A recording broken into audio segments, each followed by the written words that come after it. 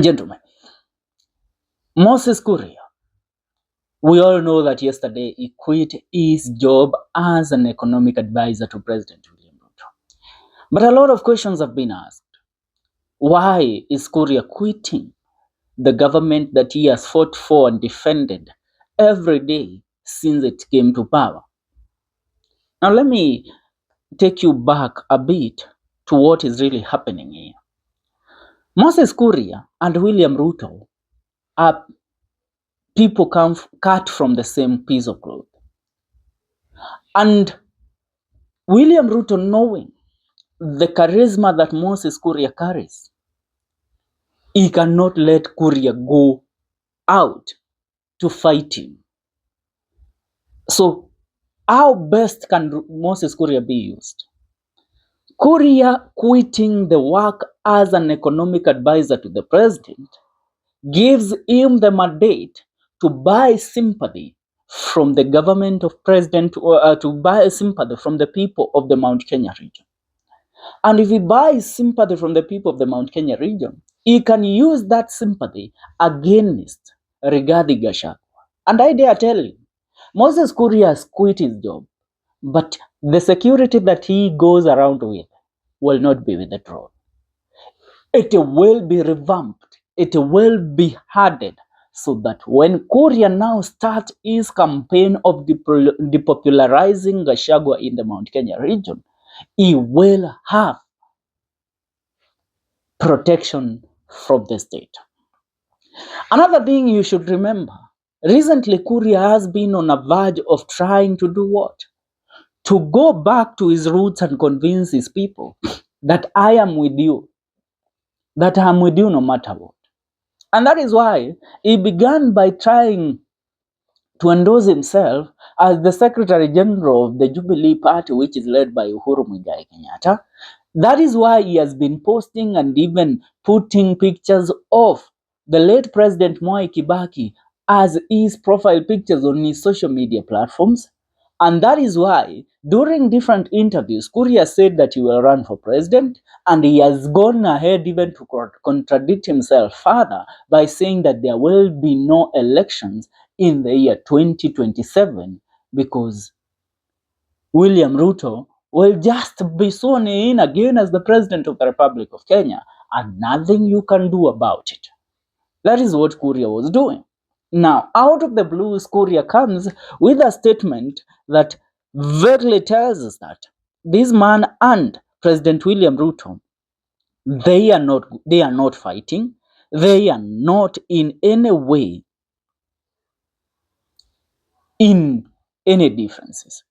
Remember, before Rigathi Gachagu was impeached in the Mount Kenya region, he and Moses Kuria were in a battle. Kuria then being the cabinet secretary of public service, and Gachagu being the deputy president of the Republic of Kenya, they were fighting for one thing: the kingpinship of the Mount Kenya region. And Gachagu was losing to Moses Kuria because, Gachagu was not loved before his impeachment, but Kuria was. And so, Kuria had a chance then to become the kingpin. But he lost that chance when Gachagu was impeached, and Gachagu kickstarted his campaign trail around the Mount Kenya region, and he won the hearts of the people. Now Gachagu has become a force. So Ruto sees nobody else capable of disrupting Gachagu other than Moses Kuria. And what is the best way to disrupt Gachagu than to make sure that Kuria has declared himself as an enemy of the state, as an enemy of the government that we have today? I want to read the statement of Kurias Resignation today.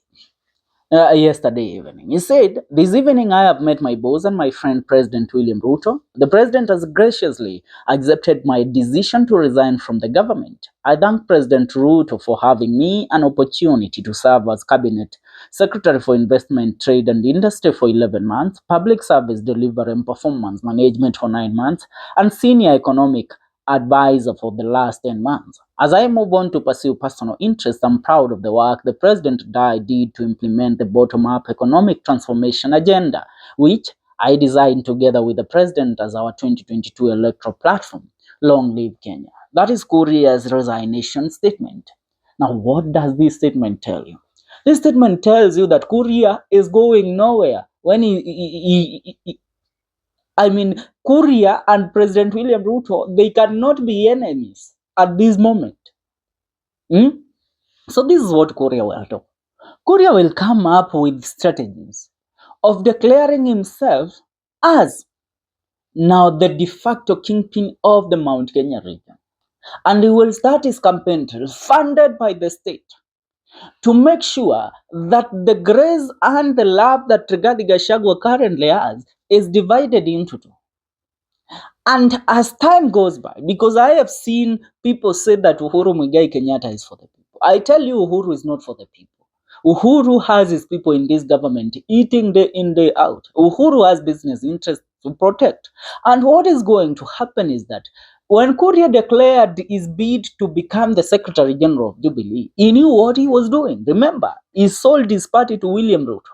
So what he will do, he will make sure that Jeremiah Kioni is removed as the Jubilee Secretary General. And Moses Kuria gains the opportunity to become the Jubilee Secretary General. Once he becomes the Jubilee Secretary General, he will start his campaign trail, declaring himself a possible presidential candidate ahead of the 2027 general election.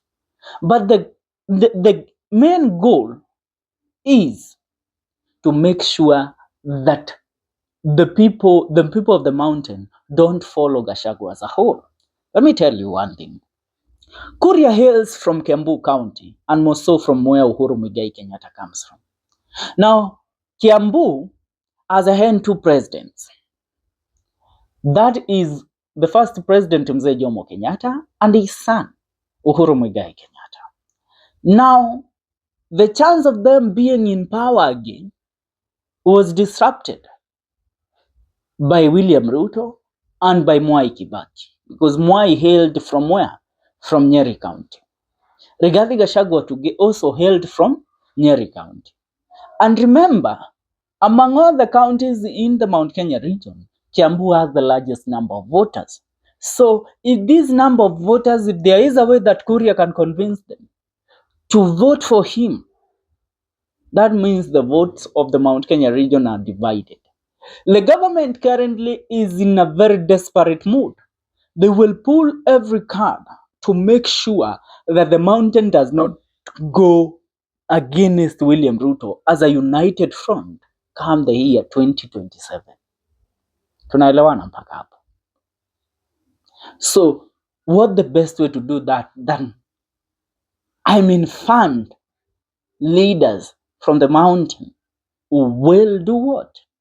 Seek the presidential ticket in the year 2027. And once they do so, the narrative of muntu wetu, even in the Mount Kenya region, it comes even from where you come from, not as a Kikuyu community as large. No, even in terms of counties, in terms of constituencies, they say that once this person is the president, the mantle will be near to us more than when somebody who hails from another county, even though we speak the same language, is the president.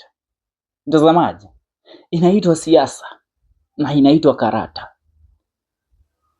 As of right now, a lot is happening in the country, including protests in different parts of the country. And who is going to take the blame for that? It's Rigathi Gachagu. For now, that's what's up. Make sure you subscribe to our YouTube channel for more news and more updates.